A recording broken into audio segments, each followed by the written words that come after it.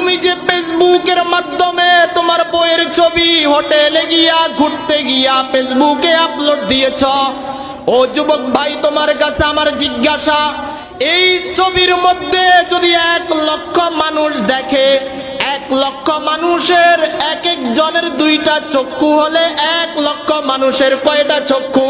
এই 2 লক্ষ চোখ দিয়া যে তোমার বইয়ের ছবি দেখলো, ও যুবক ভাই আল্লাহর রাসূল বলেন 1 লক্ষ মানুষ 2 লক্ষ চক্ষু দিয়া যেই জেনা করলো, সব জেনার দায়ভার এসে যে ছাড়লো তার ঘাড়ের উপরে পড়বে। ও পর্দার আলের মা বোন, আপনি মুখ ঢাকবেন কি ঢাকবেন না রাস্তায় বের হওয়ার সময়, সেটা আপনার লজ্জায় বলে দিবে। আপনার মধ্যে যদি লজ্জা থাকে, রাস্তায় বের হওয়ার সময় মুখ ঢাইকা বের হবেন। আপনার মধ্যে লজ্জা আছে কি নাই সেটা আপনার ব্যবহারে বুঝায়া দিবে। বলে যখন রাস্তায় বের হবে হাত মোজা পা মোজা দিয়া বের হবে। বলে আপনার মধ্যে লজ্জা কতটুকু? বলে ঢিলে ঢালা বোরকা পরিধান করি আপনাকে রাস্তায় বের হতে হবে। হে পর্দার আলের মা বোন, খালাতো ভাই থেকে তোমাকে দূরে থাকতে হবে, চাচাতো ভাই থেকে দূরে থাকতে হবে, জ্যাঠাতো ভাই থেকে দূরে থাকতে হবে, মামাতো ভাই থেকে দূরে থাকতে হবে, ফুফাতো ভাই থেকে দূরে থাকতে হবে, তালাতো ভাই থেকে তোমাকে দূরে থাকতে হবে। ও পুরুষ জাতি, যুব সমাজ, খালাতো বোন থেকে আমাদেরকে দূরে থাকতে হবে, জ্যাঠাতো বোন থেকে আমাদেরকে দূরে থাকতে হবে, ফুফাতো বোন থেকে আমাদেরকে দূরে থাকতে হবে, তালাতো বোন থেকে আমাদেরকে দূরে থাকতে হবে।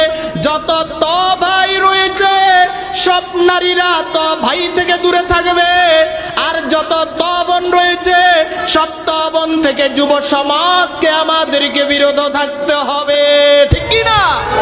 আমি আমার আল্লাহকে ভালোবাসি আল্লাহর জন্য, আমি আমার রাসূলকে ভালোবাসি আল্লাহর জন্য, আমি কোরআনকে ভালোবাসি আল্লাহর জন্য, আমি হাদিসকে ভালোবাসি আল্লাহর জন্য, আমি মাহফিলকে ভালোবাসি আল্লাহর জন্য, আমি আল্লাহ ওয়ালাদেরকে ভালোবাসি আল্লাহর জন্য, আমি আমার মা বাবাকে ভালোবাসি আল্লাহর জন্য, আমি আমার সন্তানদেরকে ভালোবাসি আল্লাহর জন্য, আমি আমার স্ত্রীদেরকে ভালোবাসি আল্লাহর জন্য, আমি মসজিদ ভালোবাসি আল্লাহর জন্য, আমি মাদ্রাসা ভালোবাসি আল্লাহর জন্য।